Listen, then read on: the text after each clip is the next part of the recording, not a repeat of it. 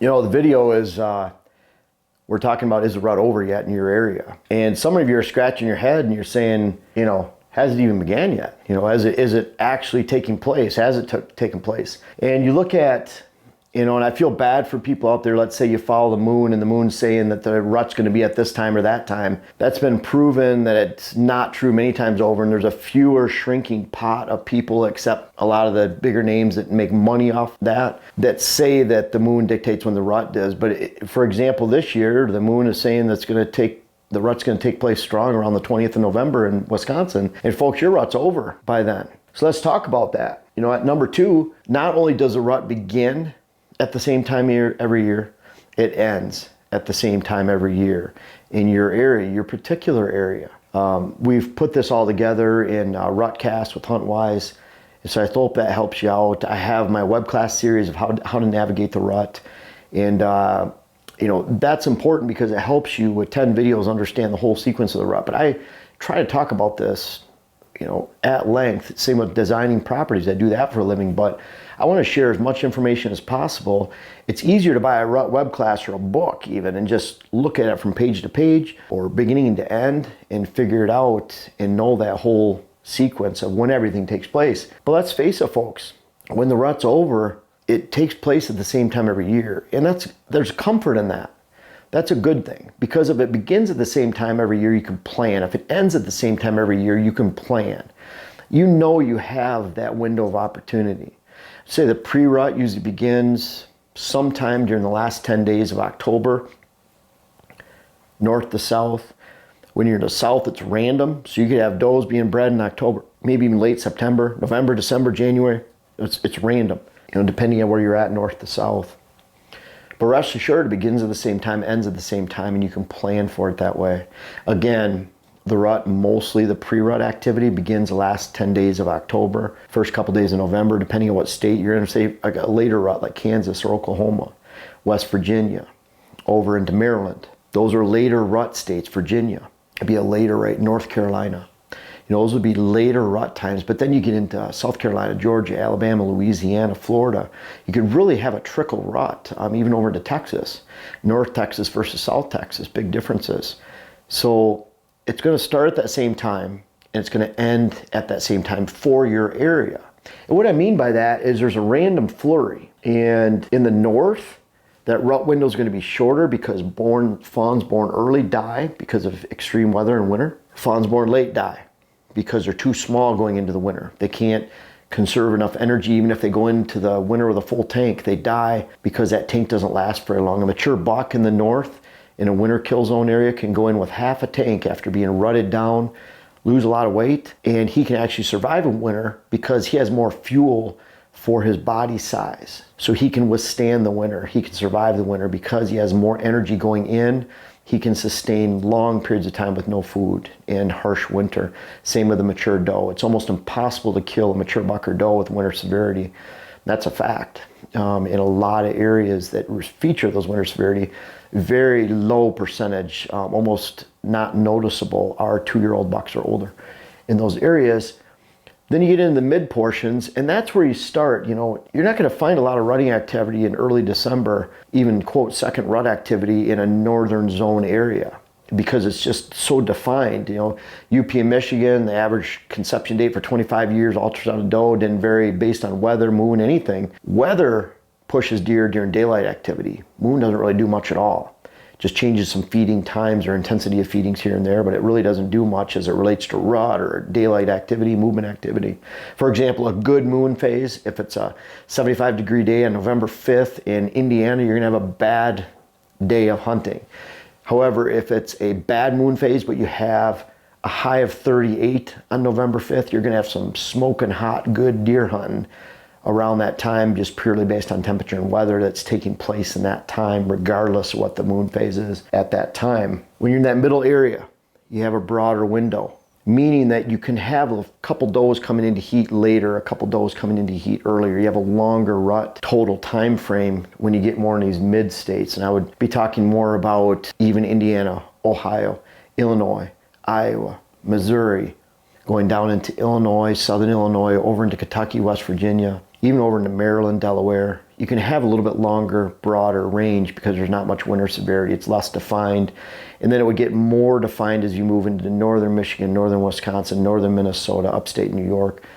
Even areas like northern Pennsylvania where you get in those huge snows that are coming off Lake Erie and blowing into Buffalo area, southern New York, and that area, southwestern New York and Bradford, PA, up in that north portion where you get dumped on with snowfall and lake effect snow, where it's really pounding down into those areas. There's hope though, even if the rut's over. And let's talk about some dates here. You know, really, by the time you start getting into the 15th, 18th, in South Dakota, North Dakota, over to Minnesota, Wisconsin, Michigan, Pennsylvania, New York, that rut's getting close to being over, 15th, 18th of November. Whereas you get down into Kansas, Oklahoma, over into West Virginia, Virginia, North Carolina, you could be the November 28th, 29th, and you're still getting a little flurry. So think about that, those dates. Always try to think about that date in your area and when it's really winding down. Our trail cam photos since 2002 in Southwest Wisconsin go just about non-existent to very minuscule once you get into the 12th, 14th, 15th, 16th of November. And there is still rutting activity taking place, but by the time everyone's in the woods pushing deer, even if the peak was on the 10th or the 12th or the 14th of November, a lot of pressure equals nighttime breeding. And so a lot of people are missing the rut. They don't even realize it's going on still, but it's after dark. Hunting pressure pushes deer into breeding after dark. Bad weather does, warm weather. So there's a lot of people shaking their head right now because you get into whenever you're looking at this video and you think, boy, I still have some rut or it hasn't even begun yet. And folks, it's over. And you seem to face that fact, but there's hope. And what I mean by that is when the rut is over, big bucks are in recovery mode. They want to eat. They have to replenish their energy. They're going to lay around all day, but they're hitting food sources in the afternoon. Doesn't matter if it's clear cut on public land, staying at apple somewhere, they're still holding some red oaks, maybe a swamp stand on public land, great food plots, maybe a standing cornfield, bean field. A lot of deer gravitate to those food sources, and they're not gravitating to breeding, for breeding, even though there might be a random flurry where some doe comes in to heat during that time, but they're doing so because they're hungry. They're trying to replenish what they need.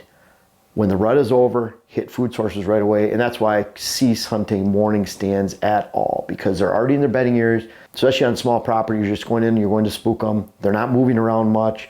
They're moving around a lot of times when it's really frigid, more during the middle of the day where they can conserve energy with their movements, plus replenish that energy at the same time while they're feeding in more favorable conditions during the middle of the day, as opposed to daybreak when it's the coldest and they should be sitting. Always think about that dead zone. It could just look like there's nothing going on in the woods during that time. And again, it's because those bucks are sitting down. So if it's a warm afternoon, unseasonably warm, high winds, why would those bucks move to that food source? They're going to hit it all night. They're going to bed out there all night. So they're going to really live high in the hog all night. They're going to feed heavy in that warm weather at night, and then they'll lay around all day. So that can really look at as a dead zone. You can look at it as a dead zone. And that's why it's so important to go back to food. And the cool thing is, once that rut ends, now let's say the rutting activity, how you hunt it, the 15th, 18th, in a lot of these upper Midwest states, boy, by the time you go from the rut lockdown, which is when there's a good percentage of does coming in into the peak rut, early November, you go to end of November, 25 to 28, 30 days later, and then you go into early December in those time frames, and the second rut can be hot. Especially if there's a lot of hunting pressure, deer moving around, they're pushed down, bad weather, then there's a certain percentage of does that are coming in. It's even more defined. It's even more defined in the north. It's even more defined in the middle area. And then you have those random southern areas still. Again, I'm hunting the weather during that time because that's going to push daylight activity. No, it's not going to push when deer come into rut or when does come into estrus, but it's a great time to hunt. That'd be a great time to hunt. Is when the weather is going great in those random areas. But the second rut is just around the corner. It's an exceptional time to hunt. And we even saw some good third rut activity last year. And you're just going 25, 30 days, you start seeing that activity. If the normal peak rut timing lasts 10, 12, 14 days in a particular area, and you include the rut lockdown in that, where a strong percentage of does are coming in, let's say over 2 weeks, 10 days, 2 weeks, then it's going to be about half of that, maybe more like a week, sometime around in there, 10 days at the most, where you're looking at that potential second rut activity. Again, there's hope, even with the rut ending. Start turning your attention to evening food source watching. And then of course the second rut is just around the corner. That's my absolute favorite time of the year to hunt.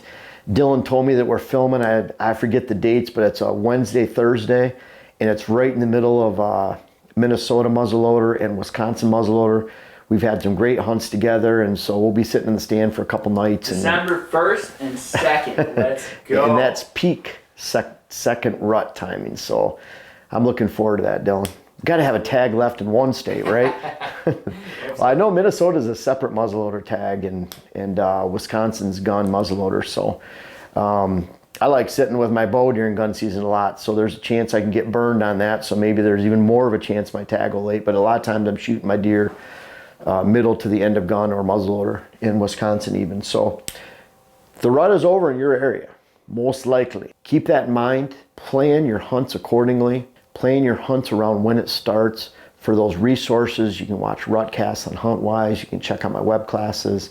I talk about that in my All-Weather Whitetails book and the timing of that, my Mature Bucks by Design hunting bucks. We have a lot of resources, and hey, again, I say this all the time. If you don't want to buy any of that stuff, I try to produce 208 videos a year, and Lord willing, we're real close to it again this year, Dylan. And we had 198 videos we put out in 2019. I think it was about 140 or something in 2018. Put out 208 in 2020. We're going to put 208 out this year, Lord willing. And in fact, we're shooting enough videos right now to get us into December 2nd. December 2nd. So that's what we're shooting videos for at that time, to get us through December and into that time. And I hope you guys have had a great season. It's not a bad thing, the primary rut is over in your area. There's still a lot of opportunity. I hope you save some vacation days. I hope you make a priority of hunting those food sources. And the cool thing about that with food, which is so critical that time of year, keep from spooking your food sources out. Because if you allow those food sources to continue to age and draw more and more deer in, your hunting becomes a lot easier as you hunt the weather, you hunt those great cold weather patterns, and you preserve that food source and the movement to it, and you're gonna have a great hunt. And really, that's the name of the game all year. If you control your food sources, public or private land, you don't overhunt them, you don't overhunt those bedding areas, you really look at those as sacred areas. You look at this, a lot of people talk about bedding areas and being a sanctuary. You know what's the most important feature of your sanctuary all hunting season long, let alone the late season, is your food source. Food source is critical, because if you have your food source and you have adjacent cover in several directions, you're gonna have deer hitting it. But if you don't have a food source, especially when it gets in late season, you're not gonna have deer. Neighbor's gonna have deer maybe 2 miles away. So keep that in mind. Learn how to hunt the food. Learn that the rut is over, likely in your area by the time you see this video. But there's a lot of hope left, and I hope you really tap into that food source movement towards the end of this year, and you have some vacation days, and enjoy, because this is not only a great time to hunt, but of course my favorite time of the year to hunt, and I think it can be yours. And this is going back to when I was a kid, 15, 16 years old. Great times to hunt, freezing fingers back then. Very enjoyable. We had a lot of fun with a lot of friends hunting, and I hope you do too this season. Folks, I want to make sure you check out my web class video series, whether it's how to design your food plot program or how to design your property in general. And we have a new one coming out that'll be how to hunt the rut. But these bucks back here are a testament. Some of these bucks go back to 93. They're even in different states. I urge you to check out those web classes that you can help yourself, help your land, help your hunt. The link is in the description. And also for those that have tried them out, I encourage you to offer some feedback in the comments below. Thank you.